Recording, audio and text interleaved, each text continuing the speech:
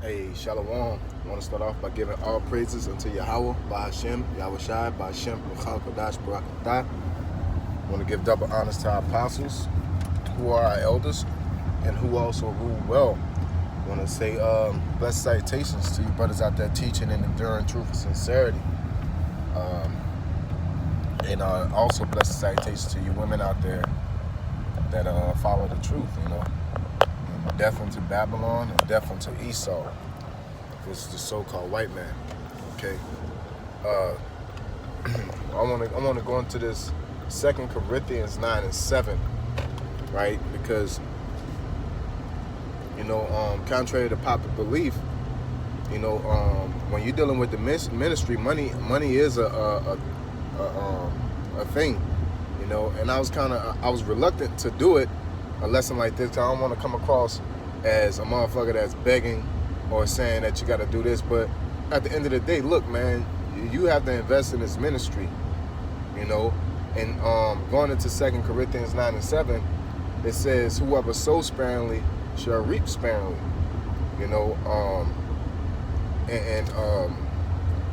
I forgot the quote after the word after that. But the word goes back to basically, before it said grudging, it says basically don't sow based off of circumstances. So at the end of the day, the apostles shouldn't have to ask us for anything. You know what I'm saying? We provide what we can provide, and the main thing is when you're in your camp. You know what I'm saying? And I tell this to the brothers all the time. Every year we get income tax.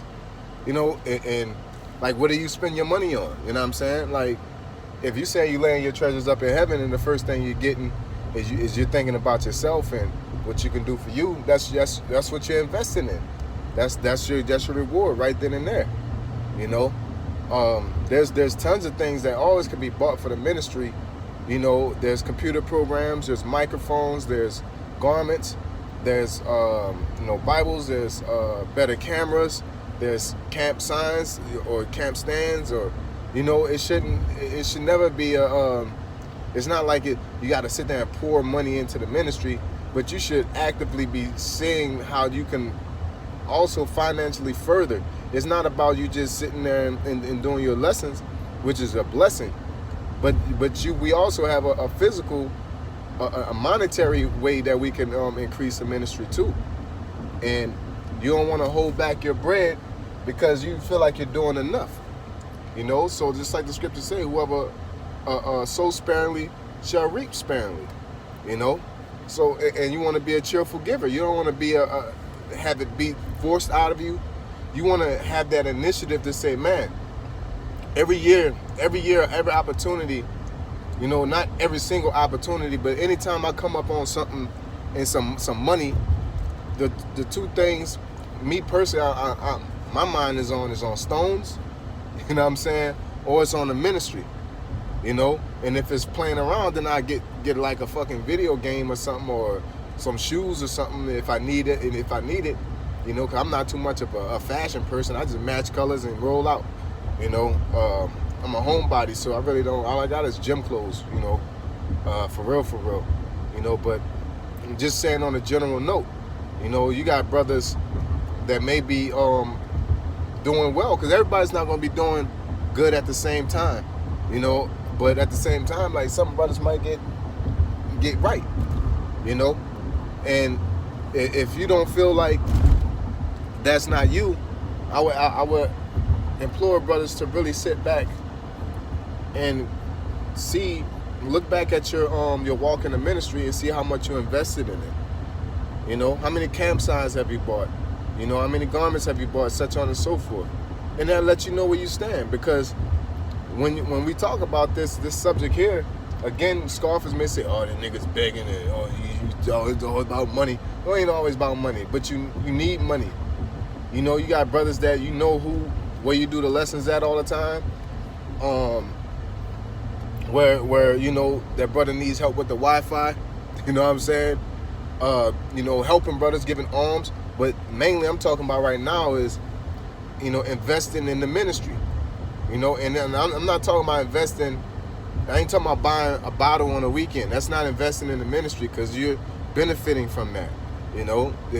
If you buy a fifth, y'all all drinking, so you partaking in the libations. You know what I'm saying? So, like, that don't count.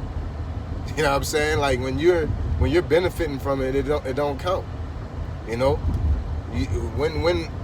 When have you question yourself? When have you, and how much have you invested to the point that it is not beneficial from you? To where you buy a camera, never touch the camera. You know what I'm saying? The person that's over the cameras that has the camera. You're focusing on getting a new laptop and a new desktop, get better production, do better sit downs, a background for the sit down, a desk for the sit downs, a desk for where a brother may study, or you may where you guys do lessons at. Like, the ministry shouldn't be treated like a fucking stepchild. You know what I'm saying? Financially, it should be invested in. You should want good quality. Now, we ain't gonna go out like Nate, but shit, if we had quality like that, shit, you get quality like that. But fuck all that. We ain't gotta go all out and do it.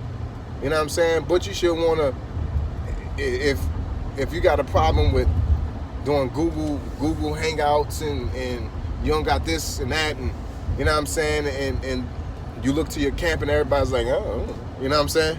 And so you shouldn't even have to look towards it. A brother should say, man, we need to get on this Google Hangouts. We need to be able to travel to this city. We need to be able to do this. You know what I'm saying? So I want to put this money in for this.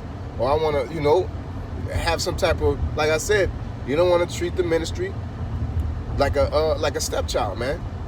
You do what you're supposed to do to take care of it, but you're not gonna go out your way to make sure that is, well above up to par, man.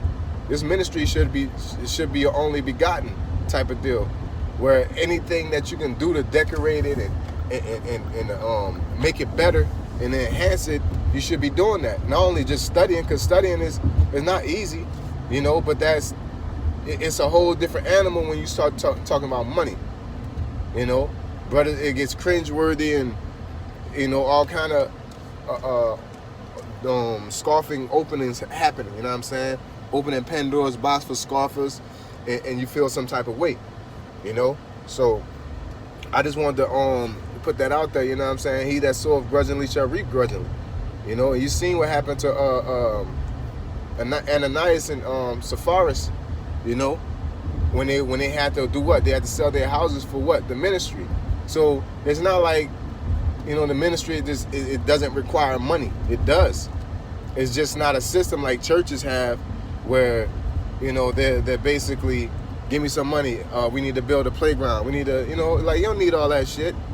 But if you're talking about a better mic, or a microphone or this or that, it should be something. Every day it should be advancing. You should be getting something toward the ministry, at least every year, at least on your income tax, or at least when you come up on something.